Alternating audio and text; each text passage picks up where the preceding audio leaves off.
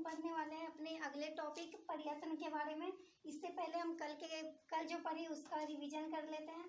तो कल हमने क्या क्या पढ़ा था? व्याकरण पढ़ा, वर्ण, प्रत्याहार, ध्वनि, उच्चारण स्थान, इन सभी के बारे में पढ़ा। तो पहला तो कि व्याकरण क्या था, कल जो हम पढ़े उससे बताइए। तो व्याकरण हमारा था शब्द शास्त्र। अगर हम मतलब कि व्याकरण को एक पेड़ माने तो उनकी तने कौन होगा? कारक होगा, समास होगा, उसके बाद और कौन होगा? ये जो प्रयत्न है, वर्ण है, संधि है, ये सब क्या होंगे? उसके तने होंगे। उसके बाद है कि वर्ण के बारे में हमने क्या पढ़ा था? तो वर्ण के बारे में हमने पढ़ा कि जिसका खंड या टुकड़ा ना हो।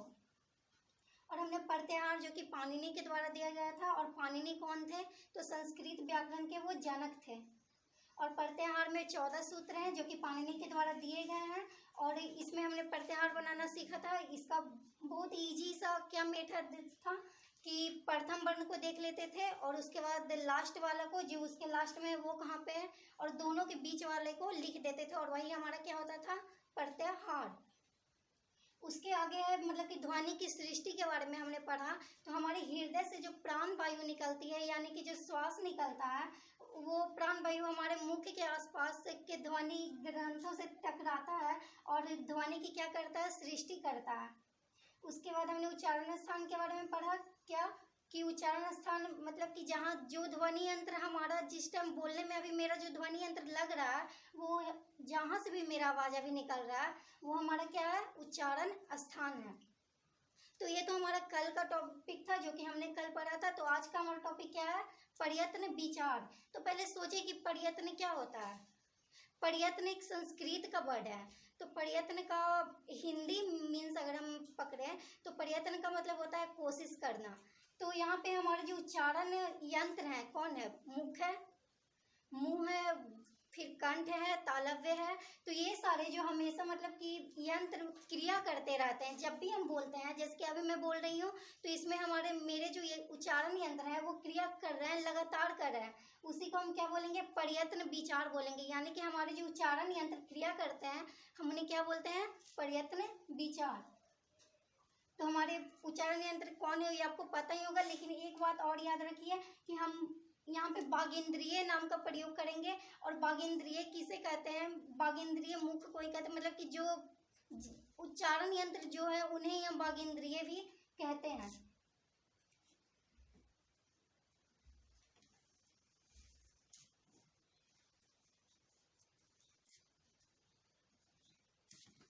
आज हम क्या पढ़ने वाले हैं? प्रयत्न के बारे में।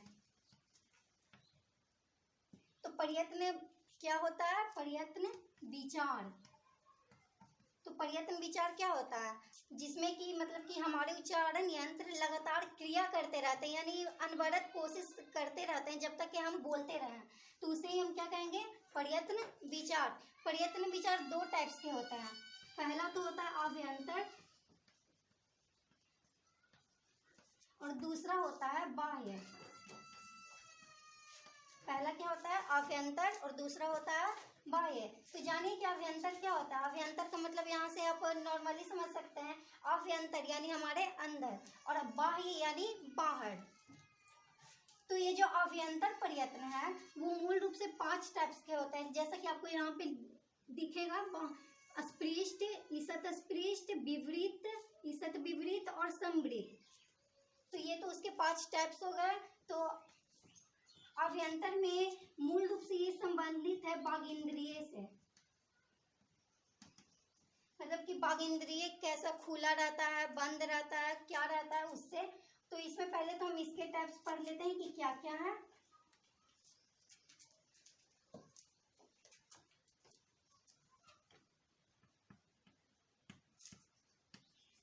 तो अभ्यंतर का पहला टाइप्स क्या है?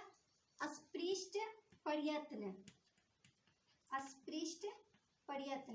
अस्पृष्ट का मतलब क्या होता है? अस्पृष्ट एक संस्कृत का ही वर्ड है। क्योंकि हम संस्कृत व्याकरण ही पढ़ रहे हैं तो इसमें संस्कृत का ही वर्ड आएगा।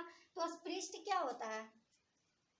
तो यानी स्पष्ट, जो कि बिल्कुल भी उसको समझने में कोई दिक्कत ना आए या फिर बोलने में कोई हमें दिक्कत ना हो, उसे हम अस्पृष्ट प्रयत्न या फिर स्पष्ट प्रयत्न भी कह सकते हैं।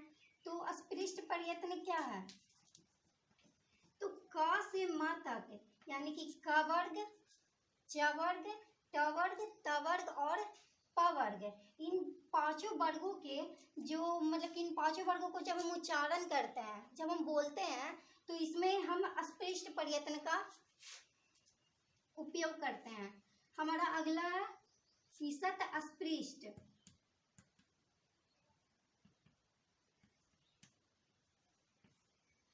तो इसमें क्या कहा जा रहा है कि जो अंतःस्थ वर्ण होते हैं, तो आपने कल पढ़ा था कि अंतःस्थ वर्ण क्या होता है। तो सोचिए अंतःस्थ वर्ण क्या होता है। अंतःस्थ वर्ण हमने कल क्या पढ़ा, अंतःस्थ वर्ण पढ़ा था, उसका एक और लगातार जो था वो क्या था, उसमें वर्ण था। तो अंतःस्थ वर्ण हम कहते हैं य, र, ल और व को। तो इन चारों का उच्चारण करने में हमें ईसत अस्पृष्ट प्रयत्न की जरूरत होती है। यानी य और र और ल और व हम कब बोल सकते हैं, जब हम ईसत अस्पृष्ट प्रयत्न का यूज करें। उसके बाद हमारा आगे है विपरीत। तो विपरीत प्रयत्न का यूज हम कब करेंगे, तो विपरीत प्रयत्न का यूज हम तब करेंगे जब हमें मूल रूप से स्वर वर्ण का उच्चारण करना हो। तो स्वर वर्ण क्या है, आपने कल पढ़ा था कि स्वर वर्ण क्या होता है, आजाद होता है। इस पे मतलब कि ये किसी के भरोसे नहीं रहता, मतलब कि अपने से ही सब कुछ कर लेता, और व्यंजन वर्ण दूसरे पे डिपेंड रहता है। तो यहाँ पे स्वर वर्ण है, तो क्या हो गया, आ हो गया, आ हो गया, ये सब क्या है, स्वर वर्ण। तो स्वर वर्णों के उच्चारण में हमें जिस प्रयत्न का जरूरत होता है वो कौन है, विपरीत प्रयत्न। उसके बाद है ईसत विपरीत।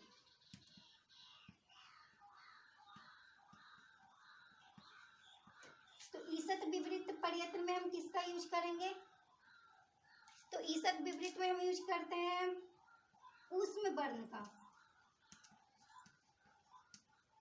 तो हम ऊष्म वर्ण किसे कहते हैं, कल हमने ये भी पढ़ा था कि ऊष्म वर्ण क्या होता है।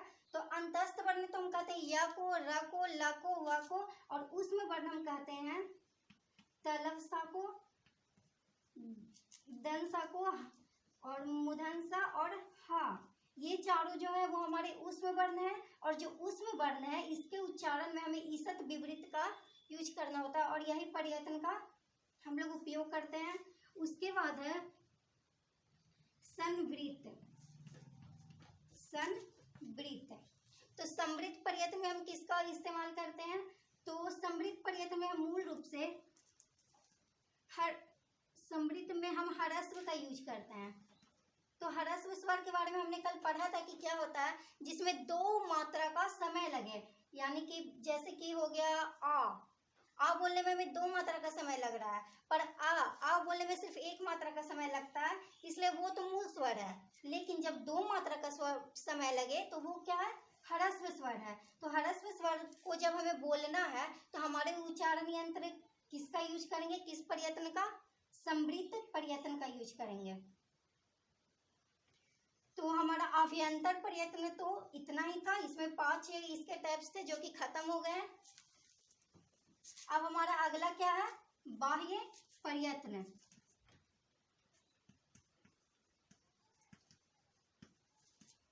तो देखिए बाह्य प्रयत्न क्या होता है, तो जब हम उच्चारण करते हैं तो उसके लास्ट में जो हम बोलते हैं ना, उसे हम कहते हैं कि हम बाह्य प्रयत्न कर रहे हैं। यानी कि जो बाहर का हम लास्ट में क्या बोलते हैं, जैसे कि अगर हम बोल रहे हैं कलम, तो ये क्या है, माँ बाहर के एरिया में है, इसलिए हम इसे कह सकते हैं कि ये जो माँ है ना, इसका हम बाह्य प्रयत्न कर रहे हैं। तो उच्चारण का जो लास्ट हो उसे हम कौन सा प्रयत्न कहेंगे, बाह्य प्रयत्न कहेंगे। तो बाह्य प्रयत्न का भी इसका 1, 2 और 5 टाइप्स नहीं, इसका 8 टाइप्स है, और इन 8 टाइप्स को हम 3-3 करके पढ़ेंगे। पहला में तो हम जानेंगे विवार के बारे में। यहाँ पे लिखा हुआ है विवार श्वास और संवार के बारे में। तो देखिए विवार क्या होता है, तो जब हम बोलते हैं तो हमारा कंठ कितना खुला हुआ है, मतलब कि जितना ज़्यादा खुला हुआ रहेगा हम उसे उतना ही मतलब कि उसे बोलेंगे कि विवार है। जब हमारा कंठ मतलब कि हम बोलते हैं तो कभी कभी ऐसा होता है कि हमारा जो कंठ है हम देखते तो नहीं अंदर जाकर, लेकिन बोला जा रहा है यहाँ पे कि जब हमारा कंठ हल्का बंद रहता है तो हम उसका हम विवाह में यूज नहीं करते हैं, और जब कंठ खुला रहता है तो हम उसे क्या कहते हैं कि विवाह हो रहा है। उसके बाद कि श्वास, श्वास क्या होता है, तो जब हमारा कंठ खुला रहता है तो हमें श्वास का योग का बहुत ज्यादा जरूरत होता है, यानी कि हमें हर समय सांस लेने की जरूरत होती है, तो उसमें श्वास का भी योग होता है। उसके बाद कि संवार क्या होता है,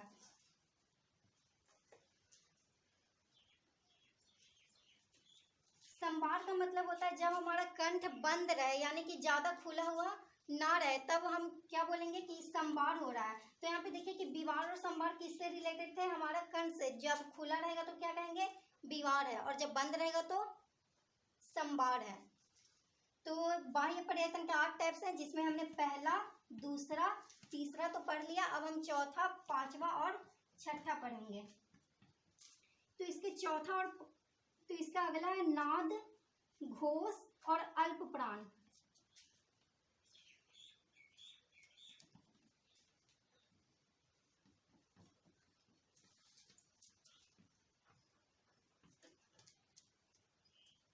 तो देखिए कि हम नाद किसे कहते हैं। नाद जो है मतलब कि घोष वर्ण हम किसे कहते हैं, कल हमने पढ़ा था घोष वर्ण के बारे में। तो ये घोष वर्ण क्या होते हैं, तो वर्ग के तीसरे, चौथे और पांचवें स्थान पे जो रहेंगे उसे हम घोष वर्ण कहते हैं। तो आपको वर्ग याद होगा कि वर्ग कितने मूल रूप से हम जानते हैं, 5। पहला तो क वर्ग, च वर्ग, ट वर्ग, त वर्ग और प वर्ग। तो इसके तो बताइए इसके तीसरे स्थान पे कौन आएंगे, तो क ख ग, चौथे स्थान पे घ, पांचवें स्थान पे अंगा। तो ये जो तीनों है ग घ अंगा, वो हमारे घोष वर्ण हुए किस वर्ग के, क वर्ग के। और च वर्ग के कौन हुए, तो जा हो गया, झा हो गया, इया हो गया, ये सब क्या हो गया, च वर्ग के घोष वर्ण हो गया। उसके बाद है अगला ट वर्ग। तो ट वर्ग में क्या आएंगे, था तो नहीं आएगा क्योंकि ये दूसरे स्थान पे है। तो इसमें आएंगे द ध न, द ध त वर्ग ना, और इसमें आएंगे द ध न, और इसमें क्या आएंगे ब भ म। ये हमारे क्या हो गए, घोष वर्ण हो गए। अब यहाँ पे हम एक और वर्ण का यूज करेंगे, वो भी इसी में ही है। तो पहले हम उस वर्ण को जान लेते हैं। अघोष वर्ण, आपने कल ये पढ़ा होगा कि अघोष वर्ण क्या होता है। तो हमने इसके 3 वर्ड्स के बारे में तो जान लिया कि वो तो घोष कहेंगे, लेकिन जो पहला है और दूसरा है हमने तो उसे छोड़ दिया। तो वो किस वर्ण के अंतर्गत आएंगे, तो वो आएंगे अघोष वर्ण के अंतर्गत। घोष वर्ण में आएंगे तीसरा, चौथा और पांचवा। और क ख च छ ट थ त थ प फ, ये सब किस में आएंगे, ये सब आएंगे अघोष वर्ण में। तो हमने ये तो जान लिया। तो घोष वर्ण में हम जिसका योग करते हैं, यानी जिसका हमें ज्यादा जरूरत होता है, वो होता है नाद। और अल्प प्राण और महाप्राण क्या है, अल्प प्राण और महाप्राण क्या है। अल्प प्राण का मतलब होता है जिसमें मतलब कि हमें कम प्राण वायु की आवश्यकता हो, और महाप्राण का मतलब होता है जिसमें हमें ज्यादा प्राण वायु की आवश्यकता। और प्राण वायु क्या है, तो प्राण वायु को हिंदी में अगर हम समझे तो ये क्या है, सांस लेने के बारे में कहा जा रहा है। तो अल्प प्राण और महाप्राण वही है जिसमें कि प्राण वायु का ज्यादा योग हो तो अल्प प्राण, और प्राण वायु का कम योग हो तो महाप्राण। अब हमने तो बाह्य परिवर्तन के बारे में भी पढ़ लिया। तो इसके बाद है एक और बहुत अच्छी बात है जो कि बताया गया है रोमन लिपि को लेकर।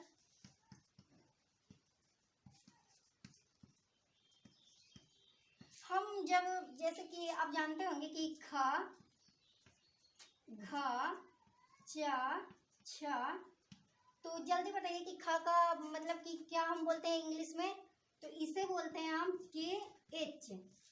घ को क्या बोलते हैं GH, चा को क्या बोलते हैं CH, छा को क्या बोलते हैं CHH। तो यहाँ पे क्या हो रहा है, सबका लास्ट में जुड़े या फिर पहले जुड़े इससे फर्क नहीं पड़ता है, लेकिन जुड़ना चाहिए। तो यहाँ पे क्या जुड़ रहा है, यहाँ पे H जुड़ रहा है, यहाँ भी H जुड़ रहा है, यहाँ भी H और यहाँ भी H। तो जब ये एच जुड़ता है तो इसे महाप्राणी कहते हैं। क्यों कहते हैं? ये अघोष वर्ण होता है, यानी कि वर्ग जो है हमारे पांचों वर्ग के पहले और दूसरे स्थान वाले होते हैं, यानी क ख ये सब। तो इसमें रोमन लिपि वालों ने कहा है कि जब हम एच लास्ट में आप जिस भी वर्ड में जोड़ देंगे वो महाप्राण होगा। तो महाप्राण किस में आएगा?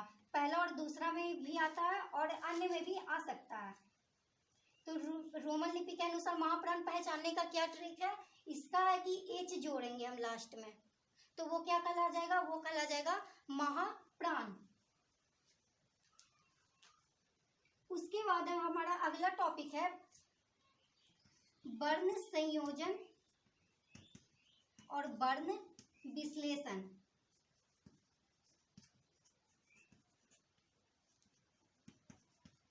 पर इन दोनों को जानने से पहले हमें एक चीज जानना बहुत ज्यादा जरूरी हो जाता है, वो है संयुक्त व्यंजन क्या है? क्या? संयुक्त व्यंजन। संयुक्त व्यंजन नाम से ही पता चल रहा है संयुक्त, यानी कि जिसमें हो 2 3 या फिर 3 4 5 6 ऐसा हो, उसे हम क्या कहेंगे? संयुक्त व्यंजन। और व्यंजन के बारे में तो हम पहले से ही जानते हैं, ये हमेशा किसी न किसी के साथ होता है, अकेले तो ये होगा नहीं कभी। तो संयुक्त व्यंजन में आते हैं, जैसे कि अगर हम संयुक्त व्यंजन की बात करें तो इसमें आता है छ, त्र, श्री, ये सब संयुक्त व्यंजन है। कैसे? संयुक्त व्यंजन हम उन्हें कहते हैं जो कि जहाँ पे अगला वर्ड और पिछला वर्ड क्या हो, इन दोनों मतलब कि ये दो तो व्यंजन हो ही, इनके अंतर्गत मतलब कि इसके अंदर कोई भी स्वर्ण वर्ण ना रहे, जब भी रहे तो क्या रहे? व्यंजन वर्ण।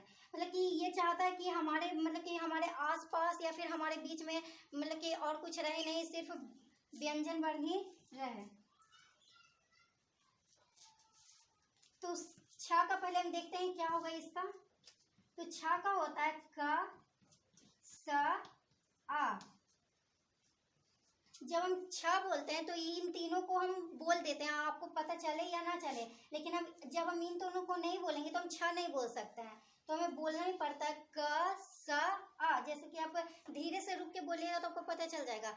छ तो हम शुरू में तो क बोलते हैं, उसके बाद स और उसके बाद आ। तो उसके बाद है कि त्र क्या होता है?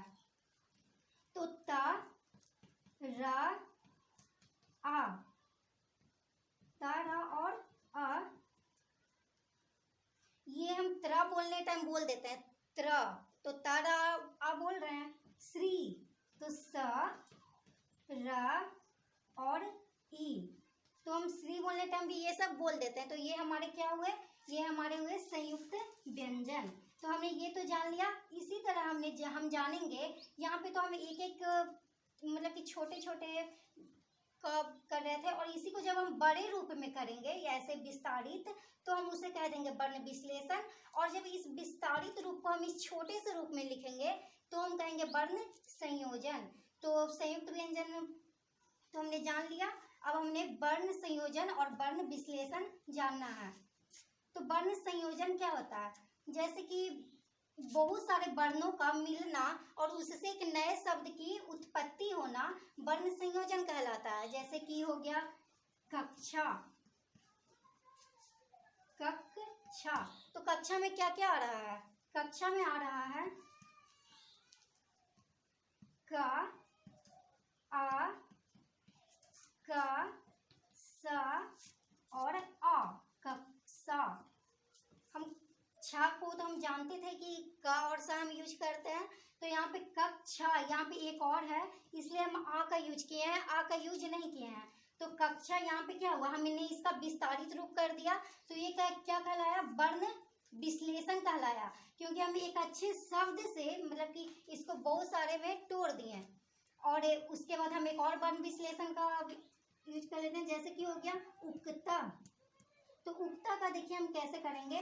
उ हो गया, का हो गया, ता हो गया, आह हो गया। इसमें 4 आया, उ, का, ता, आह। तो यहाँ पे हमने 4 फिर से कर दिया, तो इसको भी हमने तोड़ दिया, 4 में ही तोड़ा लेकिन तोड़ दिया। तो ये भी हमारे क्या हो गया? वर्ण विश्लेषण, यानी वर्णों को दूर करना। अब हम जानेंगे वर्ण संयोजन क्या होता है। तो जैसे कि हो गया, आप कक्षा को ही ले लीजिए जो हमने पिछला एग्जाम्पल लिया था, ताकि हम ज्यादा इसमें अच्छा से समझ सकें। कक्षा यानी सा और आ, तो इन पांचों को हम क्या बोलेंगे, मतलब कि अगर हमें ऐसा रूप दिया हुआ रहे और बोले कि इसको आप एक शब्द के रूप में बताइए, तो हम क्या बोलेंगे, हम बोलेंगे कक्षा। तो ये हमने क्या किया, बहुत सारे वर्ण टूटे हुए थे, अलग अलग थे, तो हमने उनको क्या कर दिया, एक साथ कर दिया। तो इसे हम क्या कहेंगे कि ये वर्ण संयोजन हुआ। उसके बाद एक और हम एग्जाम्पल लेते हैं जो हमने पिछले में ही लिया था, ताकि आपको अच्छा से समझ में आ सके। उ क त अह। अब आपको बोला कि इसको हमें मतलब कि एक शब्द के रूप में बताइए, तो हम इसे क्या बोलेंगे, उक्ता बोलेंगे। तो ये हमने क्या किया, वर्ण टूटे हुए थे, उसे हमने जोड़ दिया और क्या बना दिया, एक शब्द। ये क्या बन गया, उक्ता। तो ये हमने क्या किया, वर्ण संयोजन किया। तो हमारा अभी का इतना ही था, और इसके बाद हम कुछ क्वेश्चंस देखेंगे जो कि इस चैप्टर के हैं, वर्ण और प्रयत्न। यहाँ पे दो ही पार्ट था। तो पहले आप देख लीजिए कि क्वेश्चन क्या है हमारा। तो पहला है कि वर्ण किसे कहते हैं। तो वर्ण क्या है, जिसका खंड टुकड़ा ना हो। वर्ण के कितने भेद थे, दो ही थे। कौन, स्वर और व्यंजन। स्वर वर्ण क्या है, व्यंजन वर्ण क्या है, ये आपने समझ लिया था। तो हम इस तरह से इस क्वेश्चन का तो आंसर दे ही सकते हैं। हमारा अगला क्वेश्चन है, स्वर किसे कहते हैं और इसके भेद का उदाहरण बतलाएं। तो स्वर किसे कहते हैं, हमने जाना था स्वर मतलब कि जो अकेले हो, इसके साथ कोई और ना हो। तो स्वर वर्ण क्या होगा, अ हो गया, ई हो गया, उ हो गया, ये सब क्या है, स्वर वर्ण है। ये इसके उदाहरण हो गए। स्वर वर्ण के हमने और भी जाने थे कि इसके टाइप्स कितने होते हैं। इसके भी दो ही होते हैं मूल रूप से, मूल स्वर और ह्रस्व स्वर। तो मूल स्वर में कौन आता है, मूल स्वर में वो आता है जिसको हम मतलब कि एक बार यूज करें, मतलब कि एक ही बार में बोल दें पूरा। लेकिन ह्रस्व स्वर क्या है, तो इसमें दो बार का लगता है। तो मूल स्वर और ह्रस्व स्वर, ये तो हमने स्वर के बारे में जान लिया। तो हमारा ये क्वेश्चन भी सॉल्व हो गया, इसे हम इस तरह बता सकते हैं। उसके बाद हमारा तीसरा क्वेश्चन है, व्यंजन वर्णों की परिभाषा सहित, मतलब कि परिभाषा बताना व्यंजन वर्ण का। तो व्यंजन वर्ण का परिभाषा क्या होगा, व्यंजन वर्ण का होगा जो स्वर वर्ण की सहायता लेता है। तो वो हमारा क्या हो गया, वो हमारा हो गया व्यंजन वर्ण। उसके बाद है कि अंतस्थ तथा उसमें वर्ण कौन कौन से हैं। तो अभी हमने पढ़ा था कि अंतस्थ होता है यारा लावा, और उसमें होता है स, तलब सा, मुधंसा, ढंसा और हा। उसके बाद है संयुक्त वर्ण कौन कौन से हैं। तो संयुक्त वर्ण तो मूल रूप से चार ही हैं। अगर पूछा जाए एग्जाम में तो हमारे ख्याल से चार ही बताया जाएगा, क्योंकि बुक में अभी चार का ही बताया गया, छ, त्रा, स्रा और ज्ञा। मतलब कि ये चार ही मूल रूप से संयुक्त अक्षर कहलाते हैं। संयुक्त व्यंजन तो श्री हो गया, ये सब संयुक्त व्यंजन होगा ही। उसके बाद है कुछ वस्तुनिष्ठ प्रश्न है, आपको बताना है आ का वर्ग और हा, ये सब क्या है, उसमें वर्ण है। मतलब कि इन सबको उच्चारण हम कहाँ से करते हैं बताइए, कंठ से करते हैं, तालव्य से करते हैं, कहाँ से करते हैं। तो इसका उच्चारण हम करते हैं कंठ से। कल हमने पढ़ा था उच्चारण स्थान के लिए कि जहाँ पे अकु विसर्जनीय नाम रहेगा वो हमारा क्या, उसका उच्चारण हम कहाँ से करेंगे, कंठ वर्ण से करेंगे। अकु विसर्जनीय नाम यानी आ का वर्ग और हा। तो यहाँ पे तो हमने ये भी सॉल्व कर दिया कि कंठ होता है। उसके बाद है कि जब ऐसा रहे पा है और फा है, तो ये क्या होगा बताइए, ये जीवा मूल्य होगा या फिर उपधमान्य होगा। तो याद रखिएगा कि जीवा मूल्य में वो आता है, जैसे कि हो गया जीवा मूल्य में पा और फा, जीवा मूल्य है, ये है या नहीं। तो हम इतना तो जानते हैं कि जिसके आगे ये रहेगा वो या तो जीवा मूल्य होगा या तो उपधमान्य होगा। तो ये जीवा मूल्य है या फिर उपधमान्य है, तो ये है उपधमान्य। उपधमान्य का मतलब होता है कि जिसमें पा और फा है, और जब हम इसके अंत में लगा देंगे का और खा, तो ये क्या हो जाएगा, ये हो जाएगा जीवा मूल्य। तो यही क्वेश्चन था। उसके बाद एक और क्वेश्चन है, ये सब मूल रूप से उच्चारण स्थान से रिलेटेड है। जैसे कि आप सीधे से यही बता दीजिए कि ईचु स्थानम जो होता है, ईचु स्थानम, इससे हम किसको बताते हैं? कंठ को, तालव्य को, या फिर किसको? इससे हम बताते हैं तालव्य को, कि ईचु स्थानम जो है वो तालव्य से हम इसका उच्चारण करते हैं। तो इसमें क्या क्या आ जाएंगे?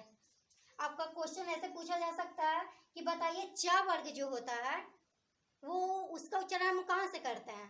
तो आपको याद होना चाहिए ये वाला सूत्र। ये जो जब याद रहेगा ये वर्ड, तो हमें पता चल जाएगा कि हम इसका उच्चारण तालव्य से करते हैं। या फिर ऐसे पूछा जा सकता है ई से किसका उच्चारण, ई कहाँ से उच्चारित होता है? तालव्य से। तो इस तरह अगर उन सूत्रों पे हम ध्यान दें तो हमारा ये भी कंप्लीट हो जाएगा। तो वर्ण का इतना ही था, और बस वर्ण के बारे में और प्रयत्न के बारे में इतना ही था।